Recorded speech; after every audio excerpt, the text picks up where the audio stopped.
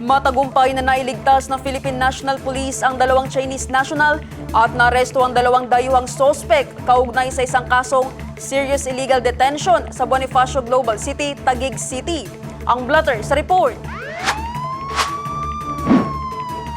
Dalawang Chinese national ang matagumpay na nailigtas habang isang 32 years old na Chinese national at isang 30 years old na Taiwanese national ang naaresto dahil sa umano'y paglabag sa Article 267 o Serious Illegal Detention ng Revised Penal Code. Isinagawa ng otoridad ang operasyon matapos humingi ng tulong ang isang Chinese national na malapit na kaibigan ng mga biktima. Batay sa ulat, iligal umanong ikinulong at pisikal na inabuso ng mga sospek ang mga biktima simula December 18, 2025 matapos itong magpahayag ng kanilang intensyon na magbitiw sa trabaho.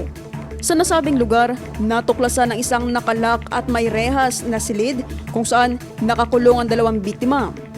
Napansin din ang mga sugat, galos at pasa sa kanilang mga katawan na malinaw na indikasyon ng pisikal na pananakit. Agad na iniligtas at isinailalim sa proteksyon ng mga biktima habang ang dalawang sospek ay inaresto. Ang operasyon ay sinagawa ng Criminal Investigation and Detection Group Southern Metro Manila District Field Unit, katuwangang Southern Police District. Ayon kay PNP Acting Chief Police Lieutenant General Jose Melencio Nartates Jr., mahigpit ang paninindigan ng PNP laban sa anumang uri ng pang-aabuso. Naisampan na ang criminal complaint laban sa mga sospek sa National Prosecution Service habang nagpapatuloy ang masusing investigasyon sa kaso.